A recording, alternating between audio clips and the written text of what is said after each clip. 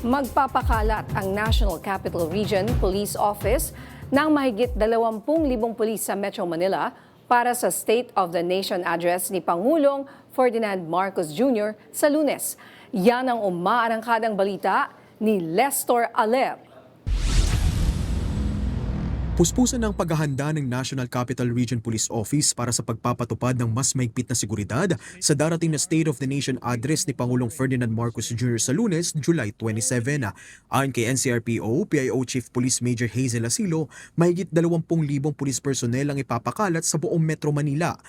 Meron po tayong ilalagay, syempre bukod po sa Batasan Pambansa Complex, ilalagyan po din natin yung pangunahing possible routes po ng ating Pangulo. Meron po tayo sa paligid ng Batasan, meron tayo sa mga border control points, sa EDSA Shrine, sa Malacanang, sa Senate, at sa iba pa pong lugar na posible pong magkaroon po ng mga pagtitipon. Mananatili pa ring mahigpit ang seguridad sa paligid ng Malacanang, lalo na sa ilang kalsada malapit sa Menjola. Bukod pa rito, may de-deploy din na 4,500 na augmented personnel mula sa ibang regional police offices at unit ng PNP. Meron po tayong mga nakahandang quick reaction teams, yung ating reserve forces, evacuation areas, medical response at emergency response units, at naka-activate din po yung ating multi-agency coordination center or yung ating MAC. Samantala, may 4 na grupo na ang nag-apply para magsagawa ng kilos protesta sa labas ng St. Peter's Shrine sa Commonwealth Avenue sa Lunes.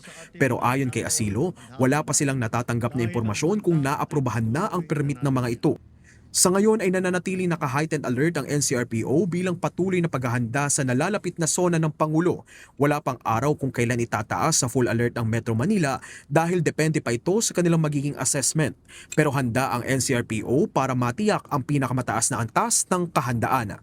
Ako si Lester Aler ng PRTV News, nagseserbisyo para sa Pilipino.